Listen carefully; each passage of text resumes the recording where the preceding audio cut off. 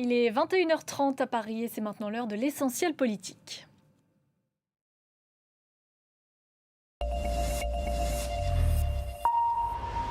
L'essentiel politique ce soir, c'est avec Brice Sokol. Bonsoir. Bonsoir. Vous êtes politologue et essayiste. Votre dernier ouvrage coécrit avec Frédéric Dabi s'intitule L'écharpe et les tempêtes face aux mers, la défiance inattendue. C'est aux éditions de l'Aube. Dans un instant, on évoquera avec vous la guerre en Iran et la France qui renforce sa présence militaire dans la région avec notamment le déploiement du porte-avions Charles de Gaulle en Méditerranée. Jusqu'où Paris peut-il aller sans être entraîné dans le conflit?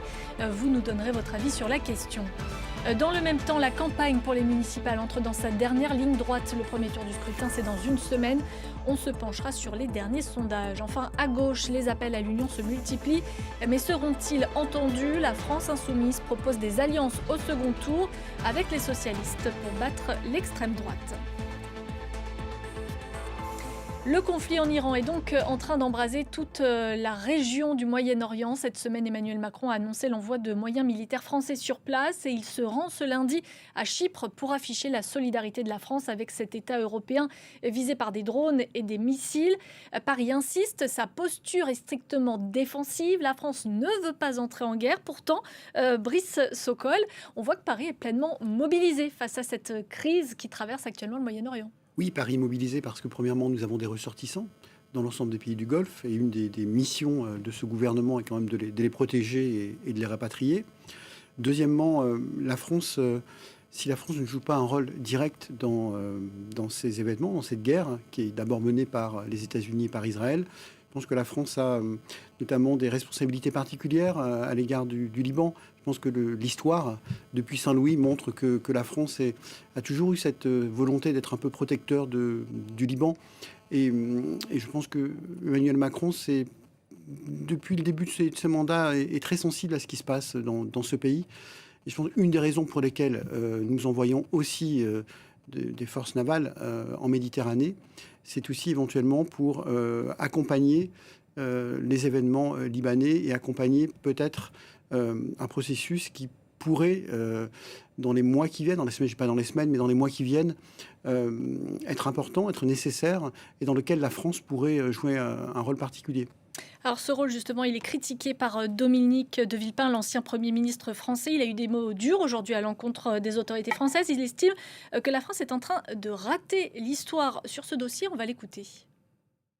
Je crois que la France est en train de rater Pourquoi? le coche, de rater l'histoire. D'abord, en ne regardant pas en face ce qui est en train de se passer et en ne disant pas aux États-Unis et à Israël la responsabilité qu'ils prennent. Deuxièmement, en ne se battant pas sur le front européen pour mobiliser l'ensemble des acteurs. Figurez-vous qu'en Europe, c'est Pedro Sanchez qui sauve l'honneur de l'Europe. Voilà, Pedro Sanchez qui s'oppose à la guerre au Moyen-Orient. Est-ce que vous partagez le diagnostic de Dominique de Villepin? Le diagnostic de Dominique de Villepin est toujours intéressant. Je crois qu'il fait référence dans son discours notamment aux différentes guerres qui ont été menées par les États-Unis. Alors en coalition ou pas en coalition, on se souvient en 2001 en Afghanistan, en 2003 en Irak. On se souvient également de l'intervention française en Libye en 2011. Est-ce que ça a porté ses fruits? Est-ce que ça a apaisé les tensions? Est-ce que le fait d'avoir changé de gouvernement a rendu ces peuples plus libres, plus responsables, plus démocrates? Il pose la question, et il pose une seconde question qui est légitime, qui est celle peut-être de l'autonomie stratégique de la France et de l'Europe. Mais la question a raison d'être posée, c'est-à-dire que on se souvient l'année dernière, Emmanuel Macron à l'Assemblée nationale sur le conflit ukrainien. Après une intervention de Donald Trump très dure à l'égard de Zelensky, avait pris la parole et avait été vraiment applaudi par la droite et par la gauche parce qu'il avait cette attitude gaullienne en disant, voilà, entre les États-Unis et la Russie, nous Français, nous Européens, nous avons le devoir d'avoir une position différente. Donc il aurait fallu qu'il s'oppose davantage, selon Dominique de Villepin, à l'intervention américaine. C'est dans cette tradition un peu française et européenne, nous avons des valeurs particulières et des valeurs qui sont aujourd'hui, peut-être, dans un monde international très conflictuel depuis l'élection de Donald Trump en novembre 2024. Peut-être que la France et l'Europe ont intérêt à avoir une politique étrangère et surtout une vision stratégique particulière et différenciante de celle à la fois des États-Unis et de la Russie. On passe à la politique intérieure. À une semaine du premier tour, la campagne des municipales entre dans sa dernière ligne droite. Les derniers sondages montrent des situations très ouvertes dans plusieurs grandes villes. On va commencer par Paris, où l'incertitude demeure. Selon le sondage réalisé pour la Tribune dimanche, c'est le socialiste Emmanuel Grégoire qui arriverait en tête au premier tour avec 32% des intentions de vote, devant Rachida Dati crédité de 26,5%. Mais au second tour, ça va dépendre des configurations. En gros, rien n'est encore joué. En fait, quand on regarde les 6 premières métropoles françaises, rien n'est joué, que ce soit Paris, Lyon, Marseille, Toulouse et Nice. Pourquoi ? Parce qu'on s'aperçoit qu'en fait, dans les 3 principales villes françaises, on a changé le mode de scrutin. On a un scrutin très ouvert. On a un scrutin qui nécessite des personnalités qui incarnent leur camp politique. Ça, c'est le premier point. Et deuxième point, on s'aperçoit qu'en fait, on va être dans un second tour avec des triangulaires, des quadrangulaires. Et en fait, toute la réponse, c'est-à-dire le résultat de ces élections, dépendra des alliances ou des non-alliances. Et en fait, c'est très intéressant, ces élections municipales, parce qu'elles vont peut-être et certainement éclairer ce qui pourrait se passer aux élections présidentielles. Qui va faire alliance avec qui va se désister pour qui. Et donc, c'est très intéressant, parce que dans ces grandes métropoles, le scrutin est encore incertain. Donc, ce n'est pas tant le premier tour, finalement, qui va nous intéresser, mais le second et les éventuelles alliances. On va y revenir dans un instant. Parmi les villes que vous venez de citer, Marseille, Lyon, Lille, Bordeaux, laquelle vous allez suivre particulièrement, vous ?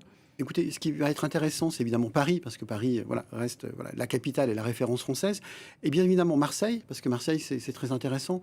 Marseille, où on voit bien cette droite traditionnelle est en train de disparaître. En tout cas, l'électorat traditionnel de la droite glisse progressivement vers le Rassemblement national. Et puis, je vais suivre évidemment Toulouse, parce que Toulouse, c'est intéressant. Toulouse est aussi un autre cas d'école, parce que si la gauche ne fait pas une alliance au second tour, elle risque de ne pas conquérir Toulouse. Donc chaque ville est très intéressante. Toulouse parce que ce sera peut-être l'alliance ou pas des gauches. Paris parce que ça reste la capitale et ça reste l'emblème et la référence française. Marseille parce que c'est un vrai combat qui va se dérouler entre le Parti socialiste et l'extrême droite. Et puis Nice parce que Nice, c'est intéressant, c'est un peu la guerre des droites entre une droite modérée et une droite nationaliste. Donc voilà, ces scrutins sont intéressants parce qu'ils vont un peu dessiner ce que pourrait être la politique nationale et surtout les présidentielles de l'année prochaine. Alors les alliances, on y vient justement. Dans ce contexte électoral tendu, Manuel Bompard, le coordinateur de la France Insoumise, appelle à un front antifasciste au second tour. L'objectif affiché, empêcher les victoires de l'extrême droite dans certaines villes. Mais l'ambiance entre socialistes et insoumis est actuellement à couteau tiré, notamment après les derniers dérapages de Jean-Luc Mélenchon, accusé d'antisémitisme. Il dessert la cause qu'il prétend défendre, a estimé aujourd'hui le premier secrétaire du PS, Olivier Faure, dans les colonnes du Parisien. Concrètement, le PS dit en gros non à des alliances, mais en réalité, ça va être oui au cas par cas. Alors, le PS dit non à des alliances officiellement et nationalement. Mais vous savez que vous avez déjà au premier tour, je sais pas, 80, une centaine de listes dans lesquelles vous avez déjà, qui vont du Parti socialiste à LFI. Voilà, je pense à Valenciennes, je pense à Étampes, je pense à Bobigny. Donc, ça existe déjà. Après, ce qui est intéressant, ce sont les alliances du second tour qui vont permettre de remporter ou pas une ville. On parlait tout à l'heure de Toulouse, on pourrait prendre d'autres villes de France. Et là, c'est un vrai sujet. C'est-à-dire que, est-ce que les valeurs, j'allais dire, je me souviens des déclarations de François Hollande il y a une quinzaine de jours en disant, voilà, plus jamais d'alliance avec LFI. Est-ce que les valeurs, par exemple, du Parti socialiste, universaliste, laïque, vont l'emporter sur d'autres valeurs que représente la France insoumise, qui sont des valeurs plus communautaires, plus ancrées sur moins laïque, Donc... Manuel Bompard, lui, il dit que la gauche, il appelle au rassemblement de la gauche, même si on ne partage pas le même programme. Alors, oui, on peut dire ce qu'on veut. Alors, chacun fixe ses objectifs. Si la gauche, dans sa diversité, veut pouvoir remporter 5 ou 6 villes qui pourraient être remportées par le Rassemblement national ou la droite, ils vont aller vers des alliances. Et moi, mon sentiment, c'est que en fait, ce sera au cas par cas. Vous savez, il y a parfois des candidats socialistes et des candidats LFI qui s'entendent et qui se connaissent depuis longtemps et qui peuvent faire des alliances. Je pense à Toulouse, par exemple. Et puis, vous avez dans d'autres villes, je pense à Paris, par exemple, où vous avez une candidate LFI très, très dure à l'égard du candidat socialiste et vice-versa. Donc, ça va être, je pense, vraiment au cas par cas. Vous parliez de ce que ça laissait présager pour la présidentielle. On va s'attendre à quoi dans ces conditions ? Dans ces conditions, ce qui est intéressant, c'est que lorsqu'on regarde aujourd'hui les différents sondages, notamment sur les personnalités, par les déclarations de Jean-Luc Mélenchon, il s'est excusé, Jean-Luc Mélenchon, je crois, cette semaine, mais par ses déclarations à connotation, je cite François Hollande, antisémite, il peut peut-être conforter sa base, mais il ne sera pas en capacité de se présidentialiser comme il l'avait fait précédemment. Donc, ça peut ouvrir au Parti socialiste et aux sociodémocrates s'ils arrivent à avoir un imaginaire commun, un projet commun, et surtout un candidat qui incarne ce projet, un espace à gauche qui pourrait s'ouvrir. Merci beaucoup, Brice Sokol, d'être venu dans l'essentiel politique. On vous retrouvera d'ailleurs la semaine prochaine pour commenter les résultats de ce premier tour des municipales sur le plateau de France 24 en ma compagnie. Restez avec nous. Tout de suite, c'est le Journal de l'Afrique présenté par Fatima Tawan et on se retrouve juste après.